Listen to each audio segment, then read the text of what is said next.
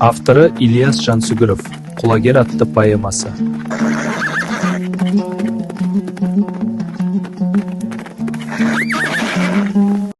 Қазақ даласы. Шетсіз шексіз кеңдік ғасырларының ішіне бүккен қасиетті мекен. Бұл далада уақыт баяу ағады. Бұл далада адамда тағдыр да сыналады. Осы даланың қасіретін де қасиетін де қазақ поэзиясының ұлы ақыны Ильяс Жансүгіров терең сезінді. Ол көргенін емес, ол күйгенін жазды.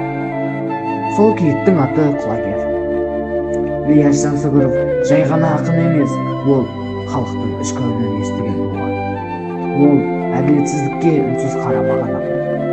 Құлагер поэмасында ол бір бәйгені ғана емес, ол бір дәуірді көрсетті. Бір аттың тағдыры арқылы бір халықтың тағдырын ашты. Ақын сері өнерді жүрегімен көтерген жан, сал серілік өмірдің соңғы шамшырағы. Ол жалғыз еді, сол жалғыздықты құлагер ғана түсінді. Құлагер оның серігі болды, оның сырласы болды. Адамнан таппаған адалдықты ақан құлагерден тапты.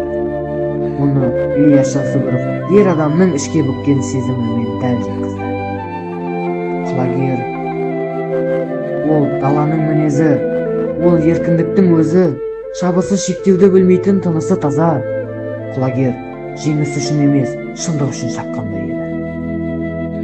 Бәйге қалың ел, қалың ой, әр көз құлагерде, әр сөз құлагер жайлы. Ол алда келеді, тоқтаусыз, күліксіз. Бірақ адам ниеті таза емес еді.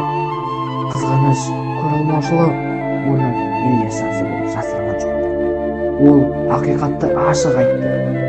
Қасірет құлагер жер құшты.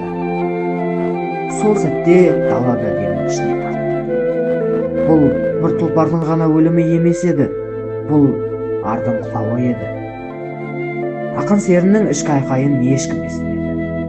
Құлагер бір заманның айнасы, бұл таланттың жалғыз қалуы, адалдықтың жолда қалуы, бұл бүгінде бар шындық.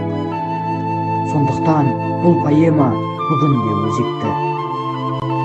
Егер сіз шындықты сезінгіңіз келсе, егер сіз әділдікпен күрестің қандай болатынын білгіңіз келсе, егер сіз қазақ рухының тереңдігін танығыңыз келсе, Ильяс Жансүгіровтың құлагер поэмасын оқыңыз. Бұл жай шығарма емес, бұл ұлттың жүрек соғысы, бұл бүгінде бар шындық. Сондықтан бұл поэма бүгінде өзекті.